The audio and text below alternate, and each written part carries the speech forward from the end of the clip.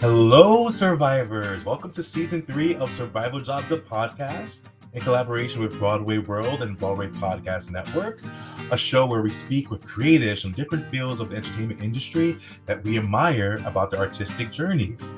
My name is Jason A. Coombs, and this is my wonderful, amazing, beautiful, mega talented event planner of the year, podcast queen, Samantha Dawn Tinselo. Hi, Jason. Event planner of the year made me laugh. Depends on who you ask. Happy season 3. I can't believe we've finally made it. I feel like we've been planning and talking and thinking about season 3 for so long, and we're here. We did it. 80 episodes later. Our season 2 was so long, but so great. And our season 2 was 2 years long, actually. It actually almost was, which fun. Who cares? We can do, this is our show. We had such a busy year last year. We had to take a few hiatuses, but we're back and we're ready and we're better than ever, people. Facts. Speaking of that, it's been a minute since we've had a full episode, since the end of September. We've done our bonus content from the red carpets and whatnot, but fill me in, Samantha. What's your temperature check? How are you feeling? It's 2024. It's about to be spring. It's Women's History Month. Yes, it is. How are you feeling? Well, in this exact moment, Jason, I am still so tired from our launch party, which we'll talk about a little bit. We have to, because it was so amazing. It was so unbelievable. I'm so tired, but I'm also filled with so much happiness. I felt like we were so supported and uplifted that night that it's just been endless joy. So right now I'm filled with joy. I'm tired, but I'm really, really, really excited for our season 3 and to see what other carpets we do and see how we expand as hosts in our brand. I think there's a lot in front of us, and I'm just tired, excited, happy. That's my temperature check. Yeah. What is yours? Same. I think that equals overwhelmed with gratitude, right? I think we're just like so ecstatic to be here and to have that support. I mean, I guess we could talk about the party, how amazing it was. Have that support from all of our friends and our peers and the Broadway community that came in to support us. I thought that was so wonderful and so appreciated. And it was so big, Samantha. It was like bigger than season 2, which obviously it's a new season, but I just couldn't. I walked in there and I was like, feeling a little overwhelmed, and I was like, wow, like we did this, right? That's what I kept saying all night. And when I would like take a minute to like step out of the chaos of it all, organized, beautiful, exciting chaos, but it was chaos. I would sometimes take myself out of it and look around and say, oh my God, like we built this from nothing. And so I think that's really beautiful during the pandemic. I do want to take a minute to shout out. We are so lucky. We had so many amazing sponsors and vendors and donations. So if I could just take a minute and shout them out. Take 2, take 3 minutes. They deserve it. 12. Our dessert donors, we got donations from Angela Mia, an Italian bakery in Norwalk that I grew up at, that I love. Amazing Italian cookies. So thank you to Angela Mia in Norwalk, Connecticut. Check them out. We also got amazing donations from Baked by Melissa. Hello, iconic. Baked by Melissa. I was popping those cupcakes in my mouth like I didn't even know how many. They're so good. Then Levain Cookies donated as well. And if you're a New Yorker, of course you know Levain. Unbelievable. So thank you so much to our dessert donations. Gooey, huge cookies. Amazing. I just wish I had some oat milk to go with Delicioso. And then we want to shout out Nico Booths. They donated this amazing telephone that you can pick up and leave a message on, and it also was attached to an iPad. So we're going to get some amazing content from that, from our guests who are like maybe having some drinks and picking up the phone. So I cannot wait to see that. Our amazing venue, Bea, BEA on 43rd Street. I've been going to this restaurant since I moved to New York City, 12 years ago. I love this spot. Brian at Bea, so generous, donated some apps, the amazing ricotta crostinis, the pizza, the veggie rolls, the space. He and the staff were just above and beyond so generous and thoughtful. And we're so lucky. And lastly, Jay, I'll let you talk about Jade and her company because she really came in hot. But yeah, our friend Jade, who has her own event coordination production, Ravens Hollow, she does amazing events for big brands all over the world, and we're so fortunate that she decided to support us and donate her time and her services to make our party look really cool. So grateful for that as well, and she's amazing, Jade Rojas. Go find her online. I wish I had a website. We'll put that in our show notes so we can do that for her. And if you Yeah. need a party planned, Samantha's a party planning queen as well, but Jay knows how to throw down. Jade knocked my socks off. She showed up with the florals, with Mhm. props. She had such a vision that just surpassed, anything I could have envisioned. It's so hard when you're in it as well, right? Like, of course, Yeah. I do have the event planner background and I had some thoughts of what I thought this should look like, but it's so hard when it is your event as well. So to have another Mhm. person come in and be like, "You take a step back, I got it." And like Yeah. such a beautiful way. She was I can't sing her praises enough. So thank you to That's the literal attention. everyone. Yeah, the attention to detail. We sent her our graphic, our cute little cartoon, and there's a typewriter on there, which I never even think about anymore because I'm so used to the phone and you holding the martini glasses. And she had all these typewriters there as part of the ambiance, and it fits so well in BEA. Like it was just such a great joint venture, right? To have Jay's designs there and have that space, like it was truly incredible. And also, we should shout out our fellow people on the red carpet who were there supporting us as Thank you. well, Samantha, right? Yes, so thank you to Robert Bannon from Broadway World from Broadway Podcast Network. Check him out. Jason, maybe Mhm. we can drop his graphic of his handle here so people can see. To Yeah, Alan Seals from the Broadway Podcast Network, who ran our video and audio. We jumped in for interviews, but then also handled the interviews when we were really overwhelmed. Broadway World, we love Joey. We love Katie Lynch, who check out her show. She's not bumming out new episodes anymore, but she has a ton of episodes on Broadway World. It's called The Backstage Bite. Those shows were yeah. iconic. And Nicole from Broadway World, thank you And for showing up and Jennifer, your support. And Jennifer for taking amazing photos. So in conclusion, we're so lucky and we had so much support. And so what a way to kick off season 3. And here's going to be your first episode, people. yes, here we are. So, Jonathan Bennett, Samantha. I mean, Jonathan Bennett. iconic.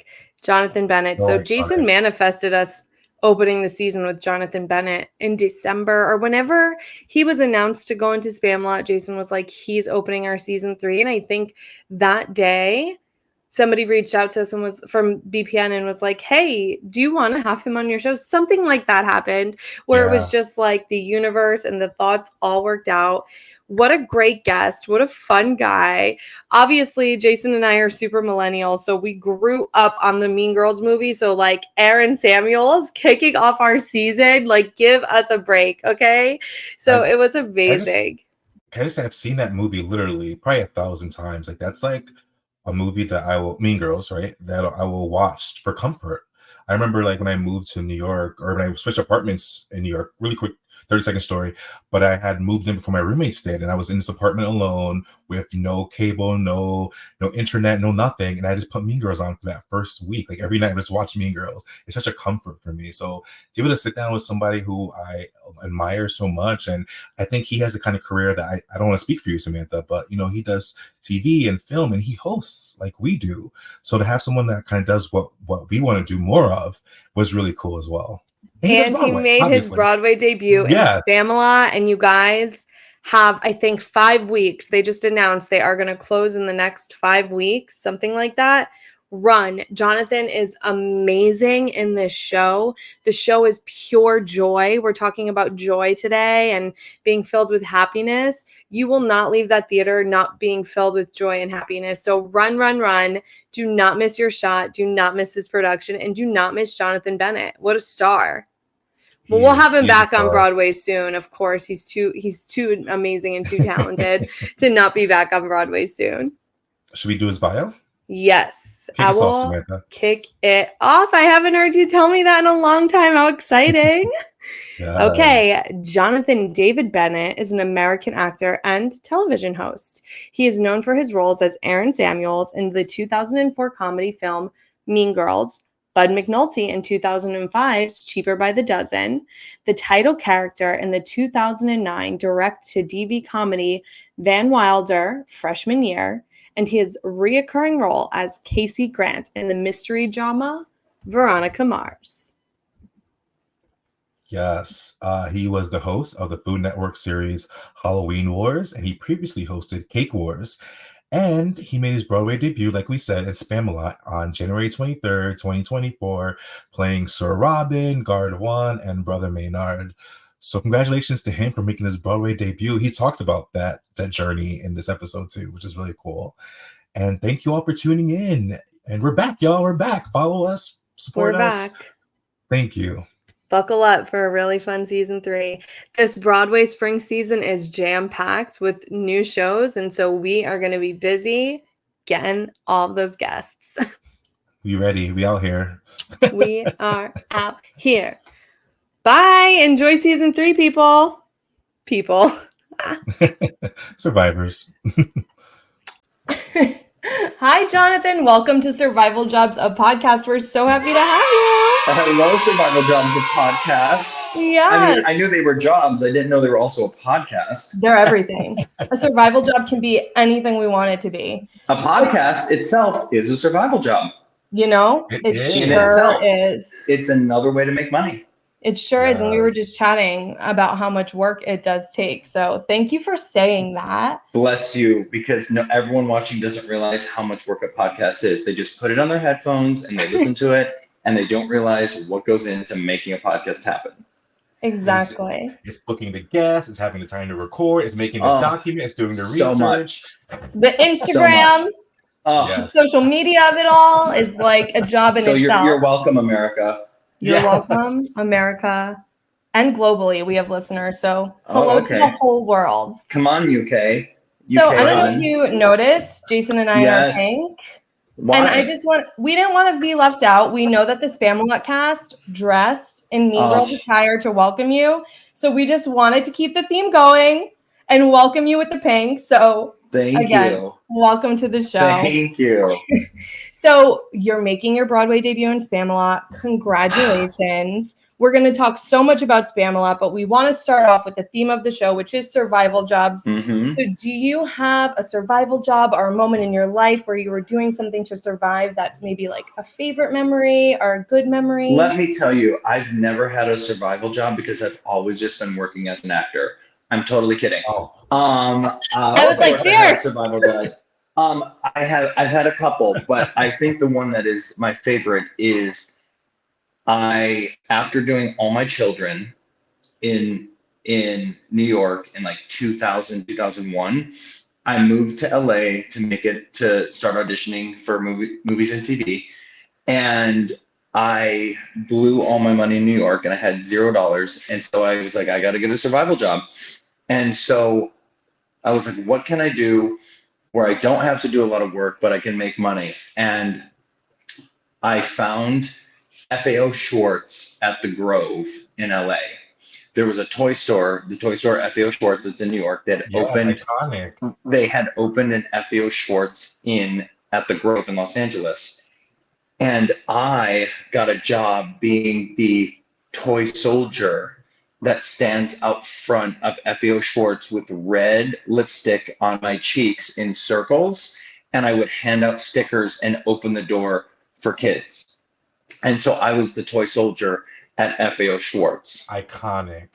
They couldn't even afford face paint. They made you use lipstick? We did. There was a thing of lipstick, and it was just that thing where you like get to work and you're like, oh, damn it, I got to put on my rosy cheeks. And you have to draw circles, red circles on each of your cheeks and stand out there and open the door and hand out stickers to kids. I mean, it was really fun. Like, it was a fun job. I mean, you have to make so many kids happy, and it was just super fun. And it was funny because one of the first days I was working, a woman came in and looked at me and she goes, "Aren't you JR from All My Children?" And I was like, "Yes, I am. Yes, I am. Thank you for noticing."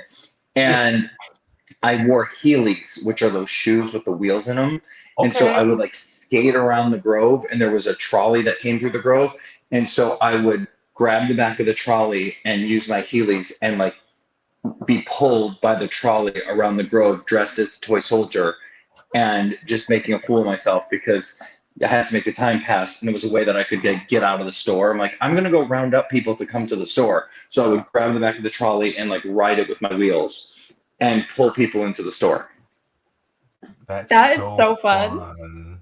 Yeah, it was funny. And here's the weird part. There was two of us. Are you ready for this? I think his name is Todd. I might say his name wrong. Todd, if you're listening, I'm sorry if your name's not Todd. When I was in New York seeing Spamalot for the first time, when I found out I was going to be in it, I went to Bar Central in New York City. The bartender at Bar Central was the other toy soldier with me at FEO Schwartz in LA. How Full weird is that circle. full circle moment? That is How such a crazy good is that? story. Were you like, Todd, it's Yes, me? yes. I think his name was Todd. I forgot his name, but he was very kind. And I was like, he's like, wait, do you know how we know each other? And I'm like, I know your face, but I can't put it, like, I can't place it. And he's like, FAO Schwartz. I was like, oh my gosh. Just came rushing back to you. Yeah, all the memories flooded back. And I mean, it was a really fun gig. It was a little crunchy because I had already been on a soap opera. So there was like part of me that was like, is it cool that I'm dressed as a toy soldier with roller skates with paint on my face? And then I was like, you know what? Yeah, it is, because I appreciate a hustle. And that's what I love. There's some like I think there's so much respect for so many people that that are performers or work in the industry and are giggers, because we're all gig to gig. And your ego at one point says, oh my gosh, I might feel embarrassed or might feel sad or not so cool that I have to do a survival job in between my gigs. But it's really the opposite. There's so much dignity and respect for people that have survival jobs and do survival jobs in between gigs, because you're hustling, you're here, you're doing it, you're doing your survival job, and then you're going on your auditions and you're finding the time to squeeze that, dance call, or in between, being a waiter and working at your job at the gym, or whatever it is that you do, you're finding the time to do that. And so many people would just quit and go home.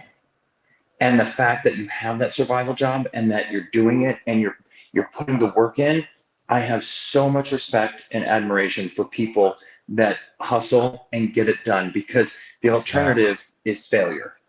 And it's like, as long as you're here and as long as you're willing to like do whatever it is you need to do to keep a roof over your head and food on your table, to be able to go and pursue your dream and go to the auditions and go to the castings and go to the open calls, like there's nothing more respectful or more admiring than like doing that. Like that is so powerful. And I just have so much respect for it, because what's the alternative? Go home?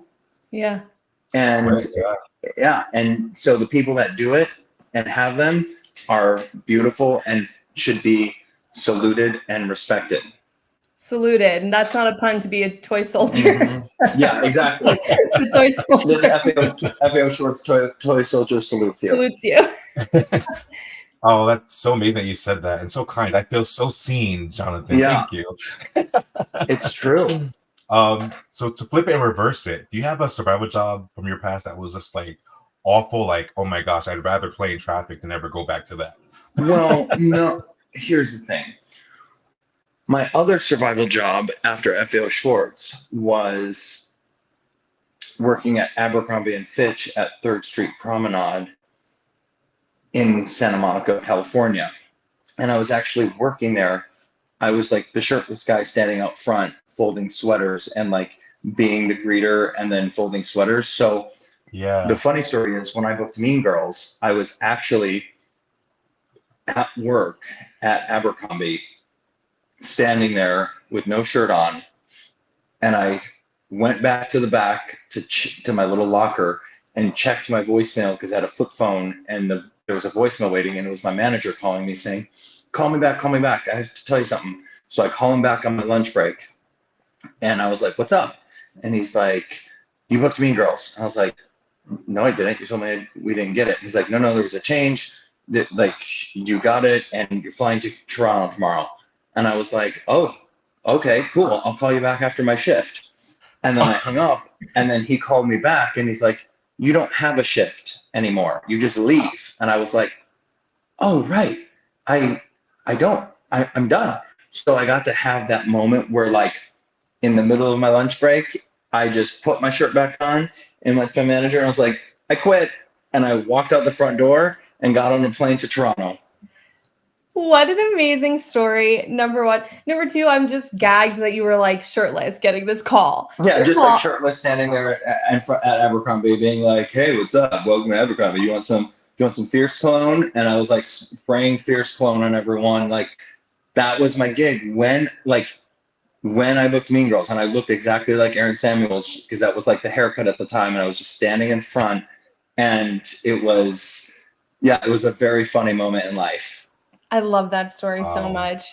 So speaking of Aaron Samuels, we're in our pink, we're repping. We all love that movie and Mean Girls so much. You're making your Broadway debut in Spamalot. And by the way, the video of you telling your husband, I mean, my like Broadway gays group chats were like exploding. So was the goal and dream always Broadway, or did you just want to? Oh, amazing. Can you tell us about that a little bit? The dream has always been Broadway. That's why I moved to New York City. Moved to New York City to be on Broadway and to pursue a career in that, and ended up booking a soap opera because I was like this pretty little twink that like was just like all lips and eyes and like was this little thing, and it looked really good on television and on a soap opera. Like, my look fit into that soap opera world, and so I ended up booking all my children and did that for a couple years and worked on that. And then when that was done, because it was TV and I kind of looked the way I did, my agents and them were like, we get you want to be on Broadway, but you should really move to LA because I think you're going to work in movies.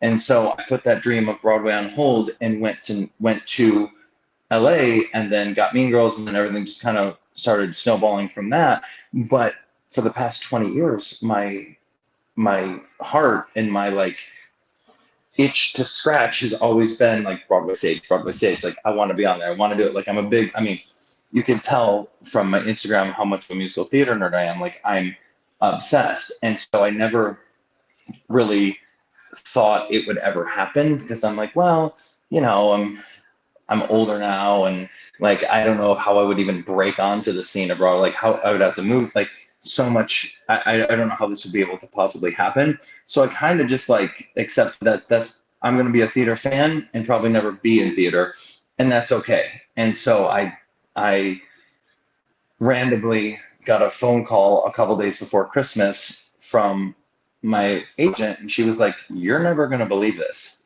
And I was like, "What?" She goes, "They want you to come do Spamalot." And I was like, "No, that's not real. Like, come on, that can't be a real thing." And she's like, "No, it's real." And so a couple hours later, I was on a Zoom with Josh Rhodes, the director, and we were running lines, and I like doing an audition on Zoom, and it happened. And then I got the call that the deal was closed and that was official on Christmas Eve. And it was the best Christmas Eve ever. And then the day after Christmas, I was flying to New York to host Times Square New Year's Eve because I always fly on the 26th to host the show. And so on Christmas Day, everyone's posting videos of like, oh, spending time with loved ones on Christmas and like all these things. And me and my husband are like frantically running around the house, packing our life up for 4 months, going, what do we need to take? And it was like the most chaotic Christmas ever. Like, just absolute mayhem. Like, what do we need clothes? How much, where are we going to live? We knew nothing. We just knew like we had to get on a plane for New Year's Eve. And once we got there, we're there for the show. And so it happened literally on Christmas Eve, and we packed the next day, and we're here the day after. You finally booked Broadway. I Congrats. booked Broadway. I love Yes. that that was always the end goal, and you had this Oh, amazing career, come and you on. finally got here. Do Yeah. you remember, like, your first memory as a child of, like, wanting to be an actor? Like, Yes. do you know Yes, what of that course. was? I've always wanted to be in shows. I always wanted to be on show in musicals and things like that. Like always wanted to be an actor. But when I was in 7th grade, I saw my first live musical, and that was Anything Goes at my high school. My mom took me to see That it. was my first show too. Really? Yeah. And my mom, it's such a musical, right? It's like Yes, a Reno Sweeney. musical. Yeah. Yeah. And I remember like watching everyone sing and dance and tap dance and do everything. And I just like remember grabbing my mom's leg and going, "What is this? How do I do it?" And I went and I made her buy me tickets. I went to every performance and watched it. And then we got this, the high school would sell the VHS recordings of it. And it was fluorescent yellow because it was like 1990 or 1996, 5. Wow. And so we got the VHS and I wore that tape out and I watched it every single day, all day long, trying to learn the choreography and like see how they did everything. And that was like when I got bit by the theater bug and was like, that's what I want to do. That's iconic. Isn't that fun? That's so fun and so fun. Well, next question. The Spamalot cast is literally filled with Broadway icons, and we've heard stories of you being welcomed in by like Alex Brightman doing like a full Mean Girls monologue mid-show, and the cast dressing up in like Mean Girls attire during rehearsals. Can you describe what it feels like to be so accepted and so welcomed? And was it Well, a little bit nerve-wracking? let's talk about the Spamalot cast first of all. Yeah. When you're making your Icons. Broadway, when you're making your Broadway debut, you're not just making your Broadway debut in a show. You're making a Broadway debut as a principal actor standing next to the principals that are Alex Brightman, James Monroe, Leslie Kritzer, Chris Fitzgerald, Nick. Jimmy Spagula, who am I forgetting? Nick Walker. Nick Christopher. Yeah. I mean, like Ethan Slater. Like what? These are. You're lucky if you get 1 or 2 of them in a show. You have 7 of the best of the best of the best of the best that do what they do better than anyone. And so to like stand on stage, it was a little nerve-wracking because I was like, pretty sure most of the people on this stage have either been nominated or won Tonys, and I'm just going to be with them acting. And I couldn't have been more welcomed or accepted or just like excited. Like it was just, everyone was so warm and welcoming, and they were like, anything you need, we got you. And, you know, after your first week of doing shows, you just blend right in and click right in with Broadway legends. And I mean, Alex Brightman is such an icon and does the best part about Spamalot is there are other shows on Broadway that are just as good as Spamalot, but there are 0 shows on Broadway that have the thing that is as special that Spamalot has. And that's because when you put this many icons together, and you give them people like Alex Brightman free range to say whatever he wants every night, you never know what you're going to get. And it's like lightning in a bottle. Like there's this kinetic energy in the theater that's like, what's Alex going to say for the monologue? What's he going to say? And the other night, he looked at me before we went on stage and he goes, I got a little surprise for you. And I was like, okay, what's this going to be? Buckle up. And he, during the Nights of Me, decided to quote the entire Caltine bar scene from Mean Girls, and the crowd just went insane, and I broke and started laughing, and the crowd went nuts. And then James's job is to quote the monologue back to him because that's how the bit works. It goes, yeah. And yeah. James looked at him and goes, "Sorry, never seen the movie." And then the crowd went crazy, and then James just leaned forward and looked at me and goes, "Sorry." And it was this great moment where, like, that's why we go see Spamalot. That's why we go see this show, because you never know what's going to happen. Every show is completely different. It's all a new experience. And it's just, there's nothing like it on Broadway. There's just nothing that is this, like, kinetic energy vibrating, right? I mean, other shows are great and they're fun. And there's so many great shows, but this just has a thing you can't explain. And until you see it, you don't get it. You're like, oh, right. Yeah, you can't explain why.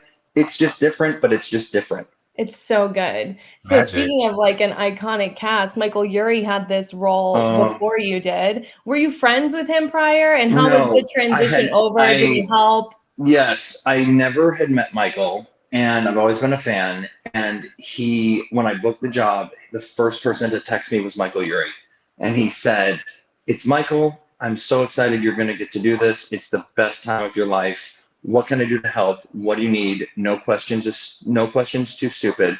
Ask away. I'm here to help." And then he took me backstage, and when I went to see the show for the first time, and went and introduced me to everybody. And I was just like, Michael, you are such a class act. Like, you are such a class act human being that shows your character of like, he cares so much about the show. He cares so much about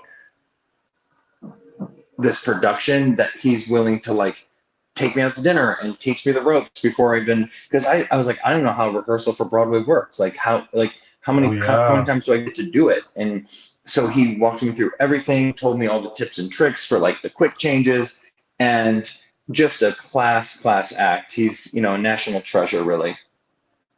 Literally, he's the best. So you're no stranger to the big screen, and now you're immersing yourself in Broadway. Plus, you've been a TV personality. You've hosted. We had your own podcast, Pridecast, it was called. Yeah. Do you have a preference between performing live versus on camera? And can you share a couple tips between shifting your acting from the big screen to the big white way? Yeah. So I have a lot of energy, and I'm a lot as a human. And when I'm doing film and TV, 9 times out of 10, I get the note of, okay, that's great, but just, bring it in a little. Like, do that. You can do it, but like, you're at a 10, we need you at like a 2. And I'm like, oh, fine, okay. And so, because my gut reaction and my like instinct is to be like as big as possible and blah. And so coming to Spamalot of all shows, they're like, I would do, they're like, do that, but add 10 more things to it. And so it's like heaven for me that it's like, not only do I have to not condense, but I can add 2 more things to that bit and still be good to do it on stage. Like, so it's just so freeing to like be able to be as big and as quirky and wild as you want to be. And you can do it 8 nights a week, and and there's no rules. So it's really fun. And I love TV and film, but I'm hooked on live musical theater, and I will definitely be doing more of it, because when you're standing on stage at the St. James and you sit into your hip and deliver a line and 1,700 people laugh, how can you beat that? Like, you're like, yep, well, I'm hooked. Yeah, it's just the best feeling in the world. And I also think it's really interesting that like I get to try as doing a lot of comedies for film and TV, like you don't get to know if the gags you're doing or the jokes you're doing land and work. You think they do when you watch the edit, but you don't ever get to hear the audience's response to it because they're watching at home. So what's been really great about this has been, it's helped me trust that I know what I'm doing when it comes to comedy and bits and shtick. Because I'm like, oh, when I do this shtick, 1,000 people laugh at it. So that's something I'm going to steal. Okay, I know that works. Put it in your pocket for a movie. Oh, okay, I know this type of character or this type of bit works. Put it in your pocket. Because you're kind of testing in front of a live audience what works and what doesn't. And so every night I'm just pulling little things and putting it in my memory of like, okay, that'll get a laugh. Even if I do it on film, it'll get a laugh. So yeah, I was gonna say that Samantha and I feel like, I don't want to speak for you, Sam, but I guess I kind of will. We both admire that you have been able to do television and film and Broadway now, and you host shows and you do red carpets and you had your own podcast. So how do you wear so many different hats? I never sleep and I'm always tired.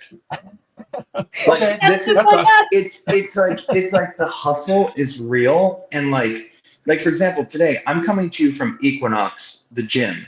because I wanted to make sure I was able to work out. And the only window I have to work out is from 3 to 4 today. But I have 4 podcast interviews to do this morning. And then I have an hour to work out. And then I have calls for Hallmark for our new TV shows and our new movies that we're doing. I have calls with the network at 4:30.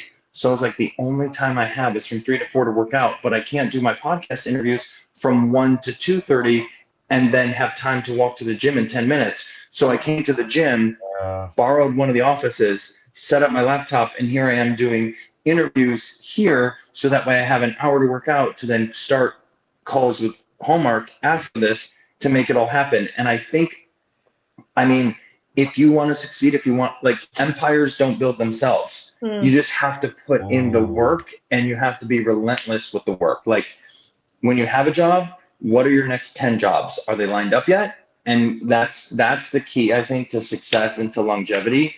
Is a lot of people will just be like happy to be in the job. And I'm like, no. When you're in the job is when you get your next job. And that's how you keep them rolling. By the way, like, you are our perfect survival jobs guest, from those stories of the hustle to like this prime Being example. in the hustle. Yeah, like, no matter where you are in your career or your life, there's always something more to do. There's another job to get. And that is sort of the theme of this show. You said you're always tired, you never sleep. That's Jason and I. And we're like juggling survival jobs, this show, audition, all of it. And so it's really the theme and like sort of why we created this show. So thank you for being like, yeah, the overnight success takes 10 years. And like, there's never a moment where you've made it. Totally. You will never make it because that idea is gone, because there's too much content. There's too many people now. That used to be 20 years ago. Like, once I book this movie, I'll be fine because then I'll just always get stuff. You never make it anymore. You're always hustling. There's never just like I've done it. Like, it just is gone. So yeah, so you sort of have already answered this question, but we have a lot of listeners who are in their survival jobs, struggling, hustling, wanting a career as an artist. And you just did give so much great advice, but do you have any like specific advice? Yeah, sure. Like, first of all, don't ever think you're too old to make it in the industry in any capacity. I'm 42 years old, and I never in a million years thought I'd be on Broadway, and here I am on Broadway. So it's my first job. It's my first musical theater job I've had in 25 years. And it's on Broadway. So like, it's never too late. And I think that's what you need to remember. Like, it's never too late for it to happen.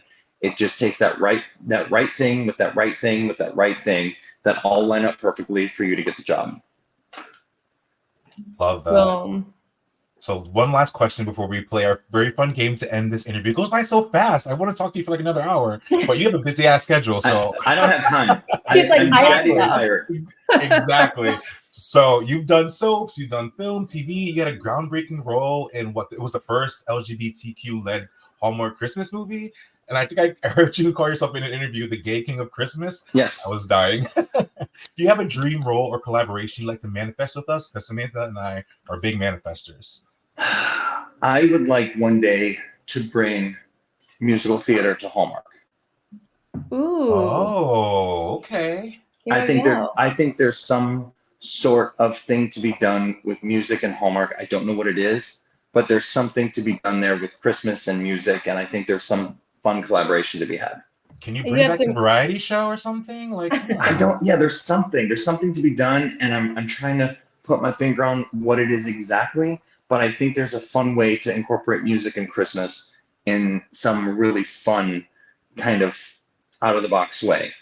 You have to meet one of our good friends who is also a guest on the show. Crystal Joy Brown is in Merrily right now, and she does a lot of Hallmark too. So you guys should team up and like make it happen. There you go. Hallmark musical theater crossover. Yeah, so Jonathan, the coach. She was a coach. That was her survival job, coaching kids in gymnastics. Yeah. Like I said, you were such an amazing survival jobs guest. Thank you during your busy day for carving out some time for us. Jason and I were thrilled to know that we were going to be able to interview you. So thank you. This is our season 3 opener. That's incredible. Season 3 opener. Thank you. Boom. Thanks for having me. Yes, of course. So we always like to end the show with a quick fun game. Let's go.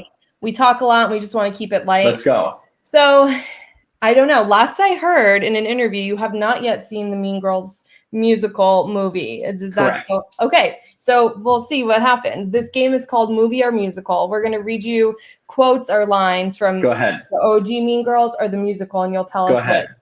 I hope I get it because I was there. You sure were. Yes. All right. You sure were there. Jay, you want to kick it off? Yeah, first quote is, "My name is Regina George, and I'm a massive deal. Fear me, Musical. love me." Boom. Wow, 1 for Correct. 1 so far. Number 2. My parents got me this really expensive pair of white gold hoops, and I had to pretend like I didn't even like them, and it was Movie. so sad. Correct. Gretchen told me you like Aaron Samuels. I mean, I don't care. Do whatever you want. But let me just tell you something about Aaron. All he cares about is school and his mom and his Movie. friends. Correct. Damn. Next. If I could change the world, I'd make us have world peace. Musical. Correct. Last one before the bonus that you don't need. Somebody wrote in that book that I'm lying about being a virgin because I use super jumbo tampons. But I Movie. can't help it. Correct. Gotta have you flow. Yes. All right, and here's the bonus, even though you have a perfect score, but just make it even more perfect. Yeah, great. On behalf of the senior class, I'd like to present you with 2 gift certificates. 1 gift certificate to the Walker Brothers Pancake House. Actually, let me fix this for you. Ah! On behalf of the senior class, I'd like to present you with 2 gift certificates to the 1 gift certificate to the Walker Brothers Pancake House. Yes. Iconic. That was me. It was you, and you aced the game, so congratulations. All you have to do to play Aaron Samuels. What was that? All you have to do to play Aaron Samuels, squint your eyes a little and give just a half a smirk. Perfect. Hello, anyone listening who wants to play Aaron Samuels? Take the tip from the OG himself. The only. No, I'm just kidding. The Just only. kidding, I'm kidding. This is amazing. Before we end, can you please let our listeners know where they can follow you and keep up with everything? Yes. I'm old and elderly, so just follow me on Instagram like a normal person, Jonathan D. Bennett. And if you're tuning in because you're a Jonathan fan and you don't follow us yet, follow us at Survival Jobs, a podcast on Twitter and Facebook. Follow us at Survival Jobs Pod on Instagram. Shoot us an email at survivaljobspod@gmail.com. I'm Sammy Toots, and follow my boy, Jason A. Coombs. Jonathan. Oh, and by the way, everyone, get tickets, run to the St. James, go see Jonathan in Spamalot. It is such a fun night. We have to come see you now. We didn't see you yet, and we will be there. Come see us. Yeah, maybe we will. Maybe you'll catch us. Amazing. Thank you. Thank you so much. Thank you, guys. Thanks.